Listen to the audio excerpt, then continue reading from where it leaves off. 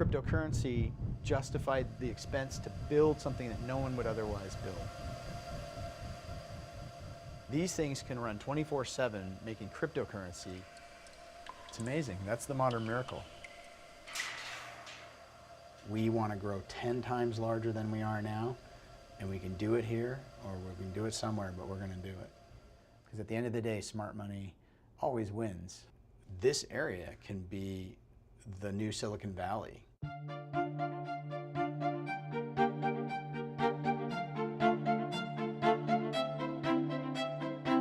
It is the hottest currency in the world, the Bitcoin. The cryptocurrency soared to nearly $20,000.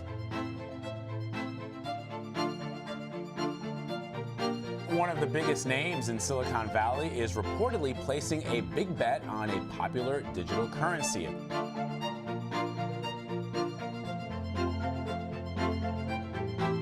So you are the youngest Bitcoin millionaire.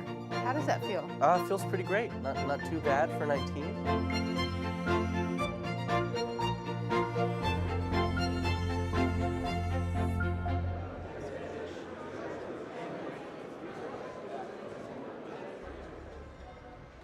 We all know that cryptocurrencies are the world's newest asset. Every single day there is a crypto conference somewhere on the planet. Today, it's in Atlantic City. There are so many possibilities. Not bad, not bad. At conferences like this, fans and industry converge to explore the possibilities of cryptocurrencies. Everything from buying groceries to replacing the banking industry. So this is my first Bitcoin wallet. Oh, And I got my scan it and send money to him. So I live off of Bitcoin. It pays my rent. I book my flights with cheapair.com. They accept Bitcoin Dash, all kinds of cryptocurrencies. I book my rooms with BitPay with my Visa card. My Lyft driver accepts BitPay, that's Bitcoin. So I'm all in. I use Bitcoin in every aspect of my life.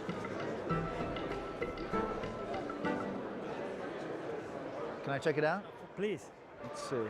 So this other platform that we have developed allows you to do multi-currency mining. So your idea is to get more people inside your game so that they use your mining machines. Yeah, the Okay. gamer. And why is mining something you've gotten into? Why is it important to you? To me, mining and the possibility of creating additional sources of income, passive income, is quite interesting from an investment standpoint. Boom! This device uses the hardware of a gaming computer to also mine cryptocurrencies. Mining, the process of making digital currency, is leading to a gold rush around the world. I'm driving into a small town about 3 hours east of Seattle called Wenatchee, and as its apple-shaped sign shows, it's known as the apple capital of the world. There are rolling hills of apple orchards here because it's been a huge industry. With an economy tied to a stable fruit industry, Wenatchee has a slow pace of life, and the 40,000 who call it home have seen little change here over the years. But recently, a new industry began surfacing, and the changes came quickly.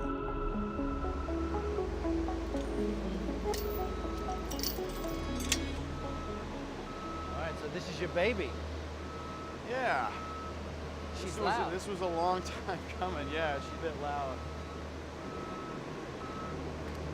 You want to try to pull this door open? There's a few fans. Oh, is the air being pulled in? Yeah, don't let go of the door. Just smash me. Come on in.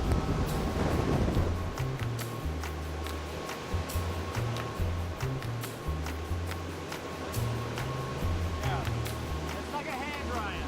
Yeah, it's like, every one of these things is like a 1,000-watt hair dryer. So there'll be 1,000 of those hair dryers in this pod. So that's quite a lot of heat. Go try it at home. These fans are operating 24/7 to cool endless rows of computer servers, each one feverishly working to mine cryptocurrency. This is how digital currency is made. Every time someone uses cryptocurrency to pay for something, it sets off a flurry of activity. Servers like these work to verify and process that transaction, each one racing to authenticate the exchange of digital money through complex calculations. For doing this work, the machines are rewarded with new cryptocurrency.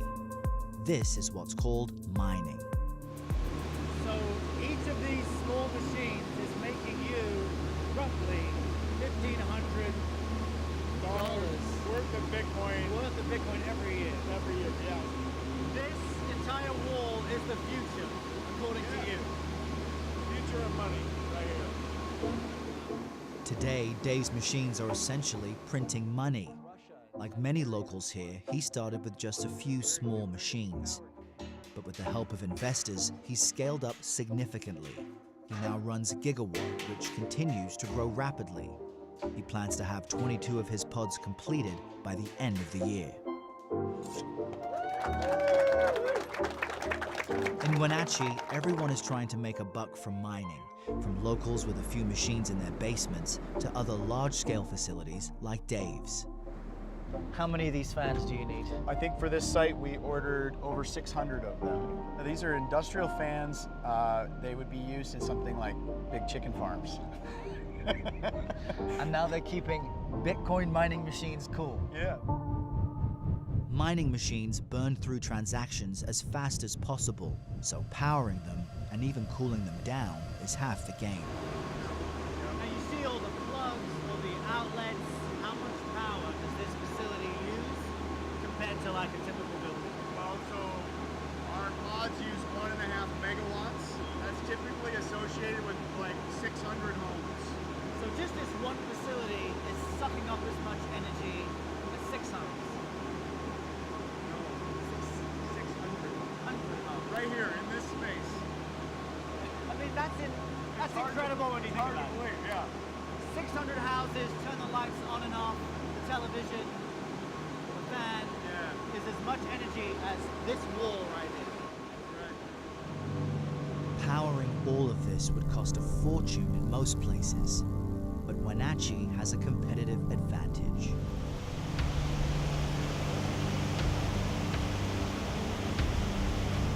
The Columbia River. This is pretty incredible to see up close, and this is the exact reason so many crypto mining enthusiasts want to be here. Cheap hydroelectric power. Steve Wright manages the public utility, which runs 2 dams on the Columbia River, providing cheap power to the county and beyond. This region provides power for much of the western U.S. What we have seen more recently are industries like cryptocurrency that have come to the region for the same reasons that aluminum came here. Low cost, reliable electricity. We had a bunch of storage containers that people were trucking in on the back of trucks. They would set them up, they would have racks of computers inside of it, and they would ask, where are the jumper cables so I can hook up to the power system? We have requests for service that would double the usage here in the county. And we're trying to figure out, how are we going to deal with that and what the implications would be for the people who live here.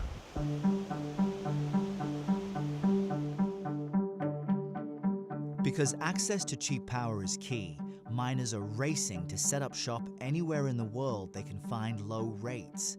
Cold climates are also preferred to help reduce cooling costs. But the race for cheap power is not without problems. Andrew Wendell, customer service director for the utility, showed me why the concern is more than simply not having enough power. So I can already hear the hum. Yeah. This is the Bitcoin mining operation underway. Yeah. So a miner, if they had the energy source, could literally set up anywhere in town. Would you want to live next to one of these? Yeah, it's an eyesore. It's an Looks eyesore. more like something out of the Mad Max movie. Yeah. Than... Not just the aesthetics, but also the noise. There's Right. a lot of noise. They really do belong in an industrial setting. This has been popping up all over town. This is popping up, and it gives us a bit of a concern because quite literally, you could have a tractor trailer come in and load this thing up and move it out literally overnight.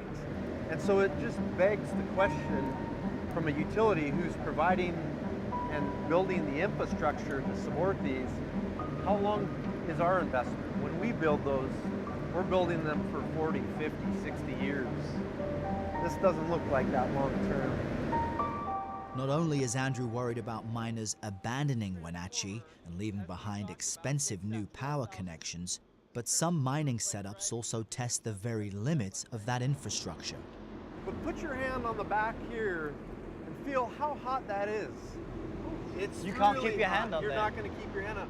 What we have here is a standard residential home, but this shed, about 10 by 10 here, off to the side with the vents, that's full of cryptocurrency mining operation. So this cable and the transformers that was feeding the operation was seeing a very high load factor. And this is the actual cable that This was is underground? the actual cable, right. This plastic insulation breaks down because there's so much heat. There's so much heat. It can't dissipate the heat, so the insulation breaks down, and then the cables go phase to phase, and when they go phase to phase, they combust, they arc, and they can start a fire. And that's what happened in this handhole here, is a fire started. The bottom line is that when you mix the cryptocurrency mining with traditional residential load, if you don't have things built and designed appropriately, you're going to have some problems. In this part of the country, wildfire can spread and burn, literally hundreds of homes. And so, we take that very, very seriously. While some in Wenatchee are excited by the economic potential of cryptocurrency mining, concern over its massive power consumption and other risks is making many uneasy. It just seems like it came out of nowhere, like there's a lack of understanding about it. But maybe they just don't like the change, because they like to keep this town small. My wife's in the technology space, and as much as she talks about it, it's still a mystery to me. Nobody wants a fire, like their apartment complex burning down because someone's mining Bitcoin. Right. It's just going to drain our power, and that's really all I know. Right. I think it's just people complaining and not actually understanding what they're complaining about. Right. Like a lot of families who've been here forever who are now maybe feel like they're being taken advantage of. Facing overwhelming demand for power from cryptocurrency miners and increasing concern from the community, the utility placed a moratorium on all new mining requests until they could agree on a solution. Local miners were not happy. They went overboard with their moratorium. It was kind of crazy for them to say, no, you can't do that. We're shutting everything down in the entire county. Matt McComb, a local insurance salesman, was setting up a few machines in his office, hoping to generate some extra money for his 12-year-old son's college fund. But then, the moratorium hit. So Matt, what are those boxes behind you? The boxes behind me. Those are a couple miners I got left that we were going to hook up here in Wenatchee. That's actually the power unit. Right, okay. Now these aren't cheap. That one's actually dropped down in pricing since I got it back in March. You get them about $600 now. And how did you get this one? That one's actually right off Amazon. What you've got is several large players that kind of salted the earth for everyone else. They are literally consuming large sections of our town and edging out the small ones. Frustrated by the moratorium, Matt plans to move his mining machines a few hours south to Oregon. And so we're probably in 2 weeks, we're going to go down there and set up the machines down there and fire them up. It's kind of rough because it's like, I'd rather develop here locally, paying the rent to my landlord here, and put the money here in Wenatchee. We'll do that in Oregon.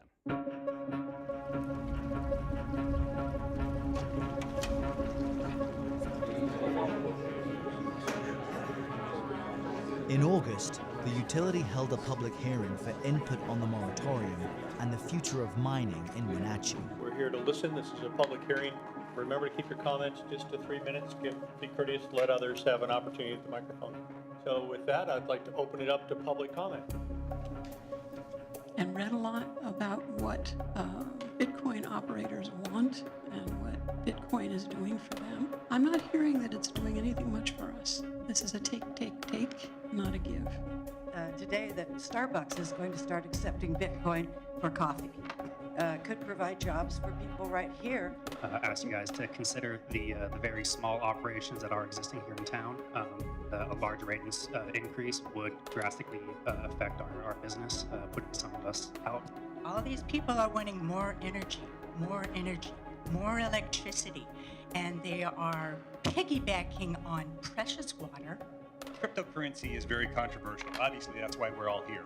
Here's a way they can create an additional income for their family right here in Wenatchee, right in the valley. And that is huge. This won't be the last time you talk about cryptocurrency. Let's maximize opportunity for economic development. Thank you very much. Well, thank you all for coming today. We appreciate it.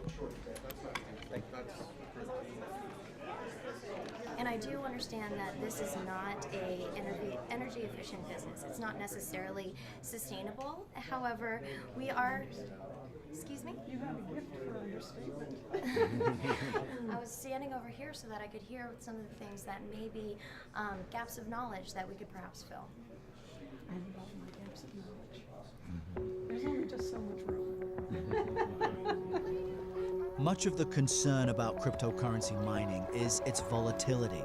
With prices soaring one day and crashing the next, many worry the entire market could collapse. Follow me this way. But advocates say they are missing the big picture, a growing industry that's much larger than cryptocurrency mining. You will very quickly learn more about, over the next coming months and years, AI technology that will be running on the same kinds of servers. Malachi Salcedo, another large-scale miner, says the rise of supercomputing needed to power things like artificial intelligence requires specialized hardware and cheap power, just like mining. And so it helps you to understand why in the world would you build a 30, 40-year asset for something that's only 9 years old. I built it for a new technology that will have many current and future iterations that we don't yet fully understand. Our infrastructure play has land and power that's very valuable for multiple uses, even if crypto blows up and becomes nothing. How hard is it to tell that to the elderly farmers up and down the river? Difficult. You're gambling and you're banking on the best case scenario. If there was no downside risk protection, I would agree I'd be gambling. But the demand internationally for power and networking, for computing space, it's rising so rapidly that I'm very comfortable there will be demand for our locations, even if crypto doesn't become the market it could. As a Wenatchee native, Malachi wants to see his town benefit from this new industry. But for now, he must expand elsewhere. Our strategic goal is 500 megawatts within the next 5 years and 5 to 10% of the global network.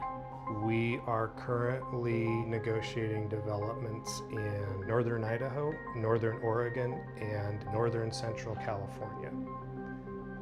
Our choice is whether or not to happen here.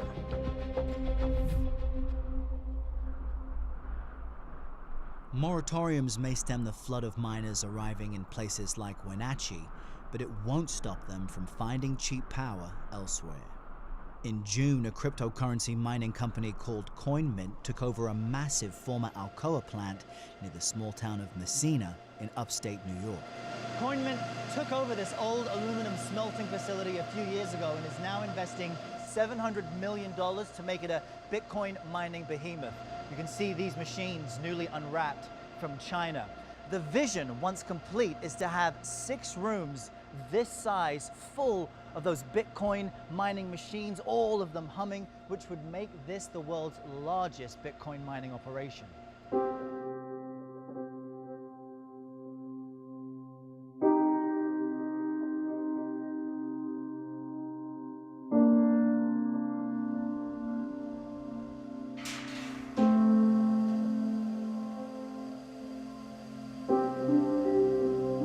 Cryptocurrency justified the expense to build something that no one would otherwise build.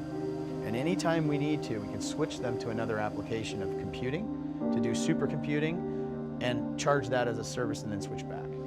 That's where we're headed, to be able to deliver services using all this compute. Supercomputing, AI can be the new export. And this area can be the new Silicon Valley of supercomputing, AI, if they want it to be. And There are people in this valley who desperately don't want that to go away, and there are people in this valley who don't care. So you're confident that you will grow, you're just concerned that it will be elsewhere because when